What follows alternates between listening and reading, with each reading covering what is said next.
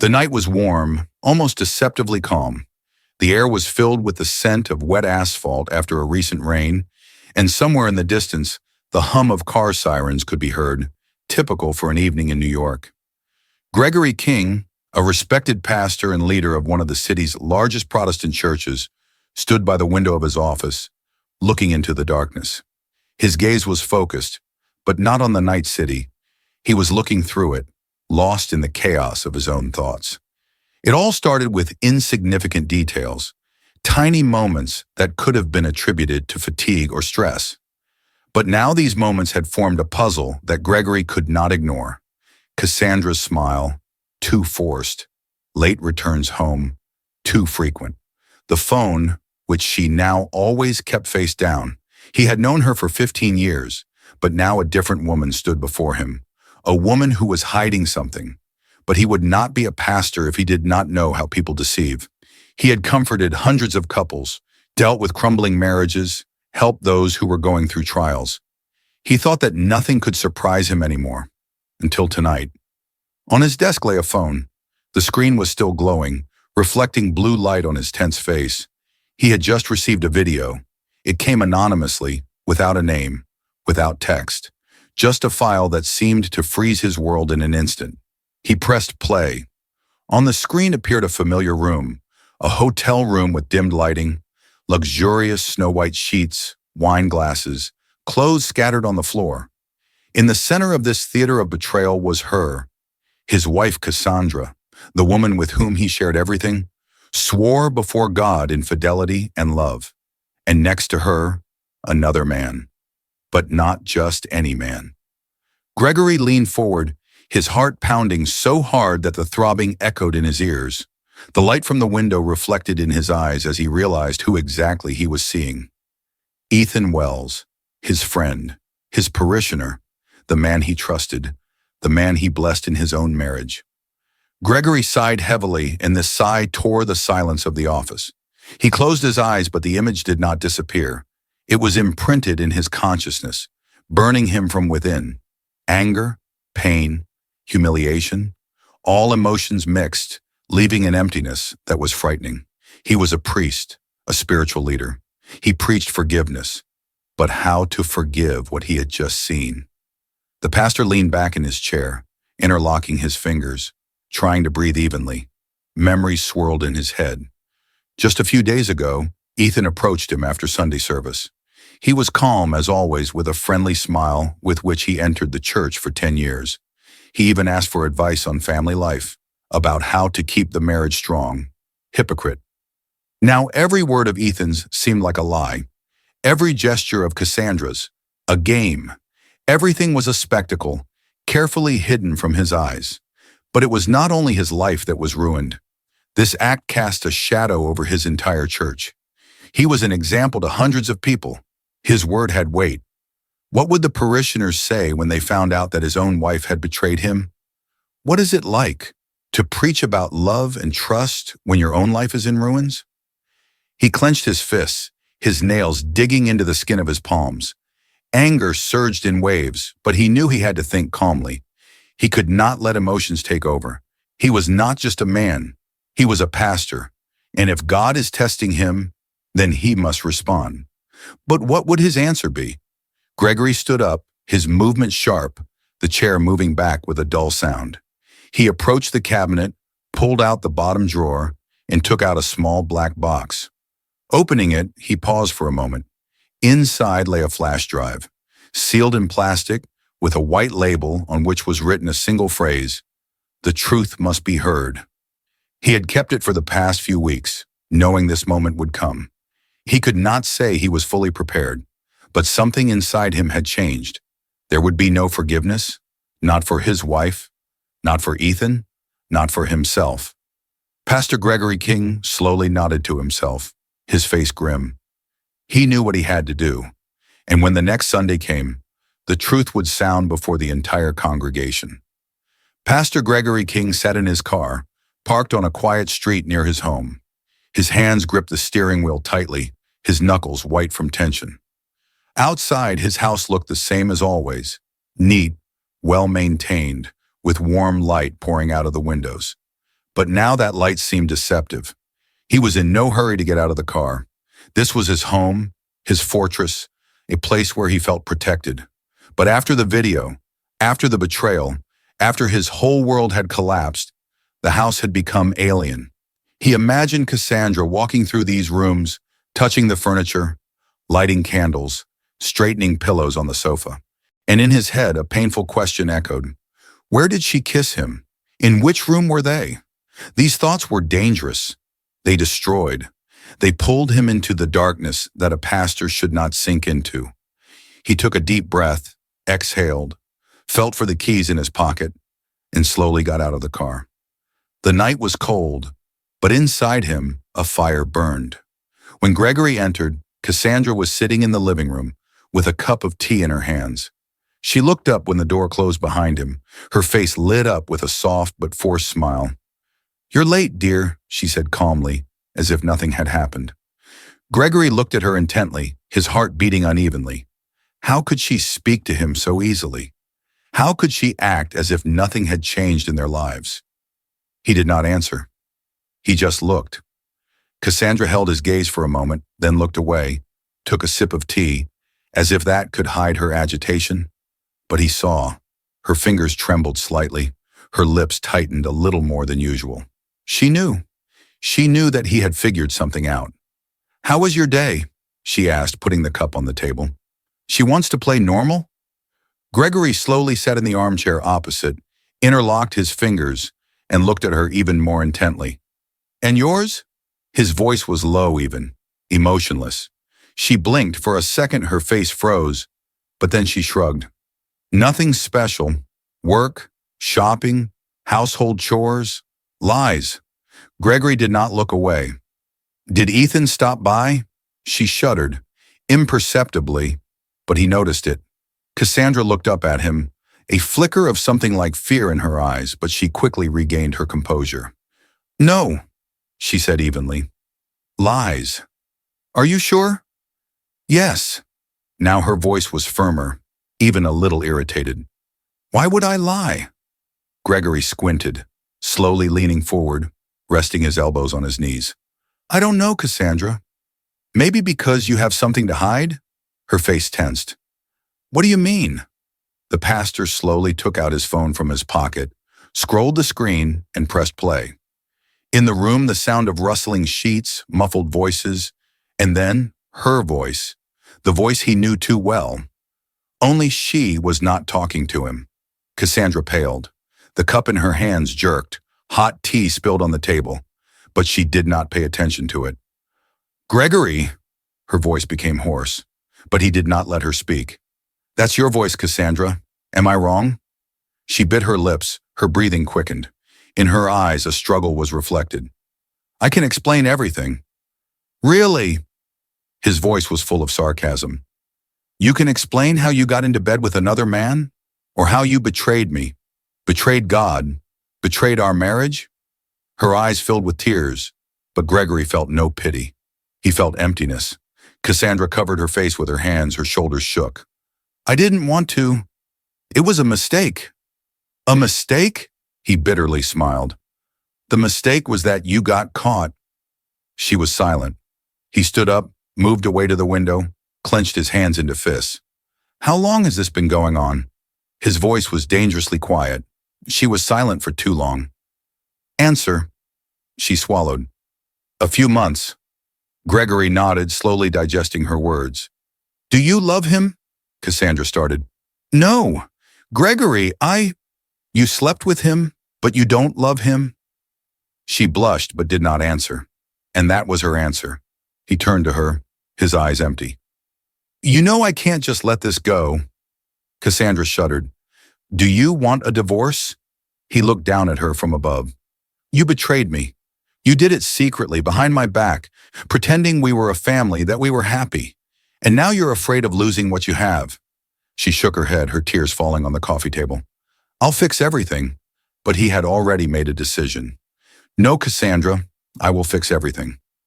She did not understand the meaning of these words. He was not going to just leave. He was going to show her sin to the whole world. Sunday would be the last day of their marriage, and the first day of his revenge. Pastor Gregory King always knew that sin does not appear suddenly. It ripens. It penetrates the consciousness, like a poisonous vine, entwines thoughts, forcing a person to justify their own weaknesses. He saw this in the parishioners he guided. He knew this from the Bible, but he never thought he would learn this so closely, so deeply. He sat in his office at the church, bathed in the dim light of a table lamp. Before him lay an open Bible. He ran his eyes over the pages, but the words made no sense. A wife must be faithful to her husband. Whoever commits adultery must be punished. He knew these lines, had read them hundreds of times, but now they seemed empty. What forgiveness could there be for such betrayal? Cassandra betrayed not only him, she defiled their marriage, their faith. Gregory pressed his temples. Anger grew within him, slow, heavy, burning. He had to do something. But what? Gregory left the church into the night when the decision had finally matured within him. He could not sleep. In his head, voices echoed. Cassandra's voice, Ethan's voice, distorted, mixed up. He heard her whisper, her moans, saw how she smiled at him, how she touched him. The ground under his feet seemed unsteady. He wandered the streets, immersed in the chaos of thoughts, until he realized he was standing in front of Ethan's house. His heart beat faster. "You must stop. You are a pastor. You must lead, not fall." But he had already gone too far. Gregory approached the door, not knowing what he was doing. He rang the bell. For a minute, nothing happened. Then footsteps were heard. The door opened. Ethan stood before him in casual clothes. He froze, seeing Gregory. "Pastor?" Gregory was silent. He looked at the face of the man who had taken everything from him, and most terrible of all, he saw no fear or regret there, only tension. "We need to talk," Gregory said quietly. Ethan frowned but stepped aside, letting him in. Gregory entered the house. The air smelled of coffee and something sweet. An ordinary, cozy house in which lived not an ordinary person, the man who had destroyed his life. They sat opposite each other. "I know," Gregory said. Ethan tensed, his fingers tightened on the cup. "Know what?" Gregory leaned his head, watching his reaction. "Don't pretend. I know everything." Ethan paled. "Listen, Pastor, You slept with my wife." Silence struck like a slap. Gregory looked at Ethan for the first time with cold contempt. "You came into this temple, sat in the first row, prayed, and all this time you were lying." Ethan stood up. "We need to talk. Alone." But Gregory shook his head. "Everything that was between us alone is now known to everyone." He looked at the parishioners. "Let the church decide what to do with the sinners." Someone supported him. "They have no place here. They have disgraced our temple. They cannot be among us after this." Cassandra looked around, her breath caught. She tried to find at least one ally, but everyone turned away. Her world was collapsing. "You destroyed me," she whispered. Gregory looked at her. "No, Cassandra, you destroyed yourself." She closed her face with her hands. Ethan was silent. He knew there were no words that could fix this. Finally, someone said, "They must leave." Cassandra sobbed. Ethan clenched his fists, but he knew resistance was futile. They had lost, and that's exactly what Gregory wanted. He stood and watched as his wife and her lover left the church under the gaze of those who once considered them friends. And when the doors closed behind them, silence reigned in the church again. Gregory took a deep breath. He expected to feel relief, but instead there was emptiness. He had won. But why didn't he feel like a winner? When the church doors slammed shut behind Cassandra and Ethan, a tense silence hung in the air. People didn't know what to do. Some whispered to each other. Some looked at the pastor with admiration, others with condemnation. Gregory stood at the pulpit, holding his hands on the wooden surface, trying to calm his wildly beating heart. He thought that after the revelation, he would feel satisfaction, relief. But instead, he felt emptiness. His whole world had collapsed with this sermon. "We need to pray," the deacon finally said, breaking the silence. "Let the Lord guide us on the right path." People began to nod in agreement. Someone suggested singing a hymn. Someone stood on their knees. But Gregory understood that today in this church there was no longer a place for prayer. God has already spoken today. His voice was firm, but there was fatigue in it. The service is over. The parishioners slowly, with confusion, began to disperse. They did not know that they had just witnessed the end of the pastor they knew. When Gregory left the church, the fresh air burned his lungs.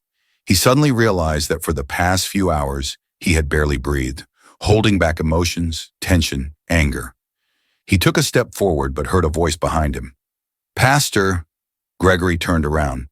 It was Deacon Johnson, the oldest member of the church, a man who had supported him all these years. "You did the right thing," he said, looking at Gregory with approval. "But do you understand what will happen now?" "What exactly?" the pastor asked, although deep down he already knew the answer. The deacon sighed. "The church will split. Some will support you, others will condemn you. Some will leave because they don't want to be part of this scandal, and others will stay only to see how it ends." Gregory nodded. He knew this was not the end. This was only the beginning of the fall. When he returned home, the house was empty. Cassandra had not come. There was no sign of her clothes, her perfume, her shoes in the hallway. Gregory sat on the edge of the bed, ran his hands over his face and exhaled. He knew their marriage would not survive this, and he did not want to save it. But the thought that he would be left alone in this house, in this space that they once shared, filled him with inexplicable bitterness. On the bedside table stood a photograph. He and Cassandra on their anniversary, smiling, holding hands. Gregory took the frame, looked at it, and with fury threw it against the wall. The glass shattered on the floor. It was a metaphor for their marriage, broken, shattered, having lost all meaning. The next day, the real test began. News of what had happened spread like wildfire. People discussed it on the streets, in stores, on social media. Some praised Gregory for his courage, calling him a pastor who is not afraid of the truth. But many condemned him.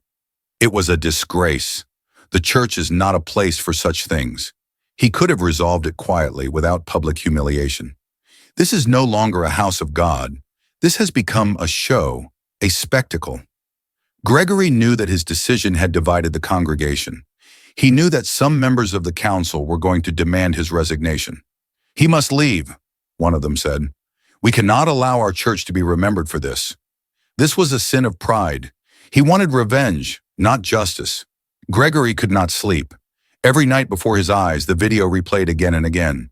Cassandra's face, Ethan's face, their whispers, their laughter, their touches. It was consuming him from within. Every time he closed his eyes, he heard her voice. "You destroyed me." But why did he feel like he had destroyed himself? A week passed when she returned. Late at night, the doorbell rang. Gregory opened the door and saw her. She looked different, tired, confused, but there was no remorse in her eyes. "We need to talk," she said. He did not invite her in. "About what?" His voice was cold. Cassandra swallowed. "I don't forgive you for what you did, but I want you to know, you destroyed me, but you destroyed yourself too." She looked him in the eye. "What will you do now, Gregory?" He did not answer, because he did not know. A month later, Gregory King officially left the church. He was given a choice: resign voluntarily or be expelled. "The church cannot continue with you at the helm, Pastor," they told him. He signed the papers, feeling something inside him die. He was no longer a pastor. He was no longer a husband. He was just a man who had lost everything, and now he had to decide what to do next, but he had no answer. Gregory King sat in an empty house, empty not only literally, without things, without memories, without warmth, empty inside. In the past month, he had lost everything he once considered unshakable: his church, his name, his future, and now he sat in the living room, looking at a half-empty bottle of whiskey in front of him. He used to not drink, but today was an exception. Today was the day when his life officially ceased to be his life. He was no longer a pastor. He was no longer a husband. He was just a man who had ruined his destiny. The phone rang. Gregory did not look at the screen. He knew who it was. Deacon Johnson, the last person who still tried to save him. God has not abandoned you, son, a voice sounded on the other end. And if I abandon God? Gregory replied, looking at the bottle in front of him. The deacon did not answer immediately. Then you will have to decide whether you want to find your way back. Gregory was silent, because he did not know the answer. A few days later, he saw her again. Cassandra. She came without warning, knocking on his door. Gregory opened the door and looked at her. She looked broken. That same woman he knew before no longer existed. I've lost everything, she whispered. Gregory did not answer. Ethan left. The church turned away. I am nobody now. There were no tears in her eyes. There was nothing left to cry about. She sat on the edge of the sofa, ran her fingers over her wrist. Are you happy? Her voice was even, but Gregory felt something in it that truly frightened him. I didn't want this, Cassandra, he said quietly. But you did it. She looked at him. We both destroyed each other. Now what? And Gregory did not know what to answer. 2 weeks passed. He thought his heart could no longer feel pain, but he was wrong. Rumors about him did not stop. Newspapers discussed his actions. Some considered him a hero. Others, a monster. You have disgraced the word of God, Gregory. You are a righteous man. You exposed the lie. You are not a pastor. You are a destroyer. His name had become a symbol of controversy, but no one knew that in reality he was just a broken man who did not know how to live on. One night he went to his old church. The doors were locked, but he still had a key. He entered the hall full of empty pews and slowly approached the pulpit, the very one from which he had ruined his life. He sat in the front row, bowed his head. Lord! But there were no words. God was silent. He was left alone. That night he made a decision. Either he would give up, or he would try to find a new path. Not as a pastor, not as a husband, but as a man who seeks redemption. But for this, he had to take the first step. And in the morning he did. Gregory King closed the door on his past and moved forward. Where to? He did not yet know. But for the first time in a long time, he felt that there was hope in it.